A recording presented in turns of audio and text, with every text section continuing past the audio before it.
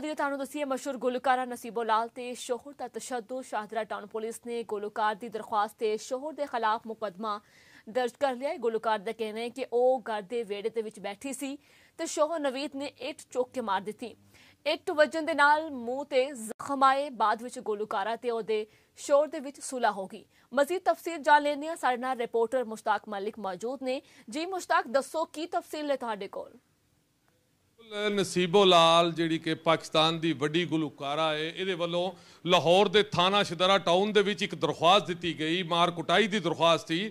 ਨਸੀਬੋ ਲਾਲ ਦਾ ਕਹਿਣਾ ਸੀ ਕਿ ਮੇਰੇ ਖਾਵਨ ਨੇ ਮੈਨੂੰ ਇੱਟ ਮਾਰੀ ਹੈ, ਜਿਹਦੀ ਵਜ੍ਹਾ ਤੋਂ ਮੇਰੇ ਮੱਥੇ ਤੇ ਮੇਰੇ ਨੱਕ ਤੇ ਜ਼ਖਮ ਵੀ ਹੋਇਆ, ਨਿਸ਼ਾਨ ਵੀ ਪਿਆ। ਇਸ ਹਵਾਲੇ ਨਾਲ ਜਦੋਂ ਦਰਖਾਸਤ ਦਿੱਤੀ ਤੇ ਥਾਣਾ ਸ਼ਦਰਾ ਟਾਊਨ ਨੇ ਜ਼ੇਰੇ ਦਫਾ 354 ਦੇ ਤਹਿਤ ਮਾਰ ਕੁਟਾਈ ਦੀ ਇੱਕ FIR ਦਰਜ ਕਰ ਦਿੱਤੀ, ਜਿਹੜੀ ਨਵੀਦ ਹੁਸੈਨ ਨਸੀਬੋ ਲਾਲ ਦੇ ਸ਼ੋਹਰ ਦੇ ਖਿਲਾਫ ਦਰਜ ਹੋਈ। ਜਦ ਪੁਲਿਸ ਨੇ ਕਾਰਵਾਈ ਸ਼ੁਰੂ ਕੀਤੀ ਤੇ ਅੱਜ ਨਸੀਬੋ ਲਾਲ ਵੱਲੋਂ ਇੱਕ ਸਟਾਂਪ ਪੇਪਰ ਸਾਹਮਣੇ ਆਇਆ, ਜਿਹਦੇ ਵਿੱਚ ਨਸੀਬੋ ਲਾਲ ਨੇ ਕਿਹਾ ਕਿ ਸਾਡਾ ਘਰ ਦਾ ਆਪਣਾ ਮੀਆਂ ਬੀਵੀ ਦਾ ਝਗੜਾ ਸੀ, ਜਿਹਦੀ ਸੁਲ੍ਹਾ ਹੋ ਚੁੱਕੀ ਹੈ। ਇਸ ਹਵਾਲੇ ਨਾਲ ਉਹਨਾਂ ਨੇ ਆਪਣਾ ਬਿਆਨ ਪੁਲਿਸ ਨੂੰ ਦੇ ਦਿੱਤਾ ਗਿਆ ਕਿ ਮੈਂ ਨਾ ਤੇ ਮੈਡੀਕਲ ਕਰਵਾਉਣਾ ਚਾਹੁੰਦੀ ਹਾਂ ਔਰ ਨਾ ਹੀ ਆਪਣੇ ਸ਼ੋਹਰ ਦੇ ਆਪਣੇ ਬੰਦੇ ਦੇ ਖਿਲਾਫ ਕਿਸੇ ਕਿਸਮ ਦੀ ਕੋਈ ਕਾਨੂੰਨੀ ਕਾਰਵਾਈ ਕਰਵਾਉਣਾ ਚਾਹੁੰਦੀ ਹਾਂ, ਲਿਹਾਜ਼ਾ ਮੇਰੀ FIR ਖਾਰਜ ਕਰ ਦਿੱਤੀ ਜਾਏ ਤੇ ਮੇਰੀ ਮੁਕੰਮਲ ਤੌਰ ਤੇ ਸੁਲ੍ਹਾ ਹੋ ਗਈ ਹੈ। ਕਿਉਂਕਿ ਪੁਲਿਸ ਨੇ ਮੁਦਈਆ ਦੇ ਬਿਆਨ ਤੋਂ ਬਾਅਦ ਇਹ ਮੁਕੱਦਮਾ ਖਾਰਜ ਕਰ ਦਿੱਤਾ ਹੈ। ਜੀ ਮਲਿਕ, ਬਹੁਤ ਸ਼ੁਕਰੀਆ ਸਾਨੂੰ ਤੁਸੀਂ ਅਪਡੇਟ ਦਿੱਤੀ।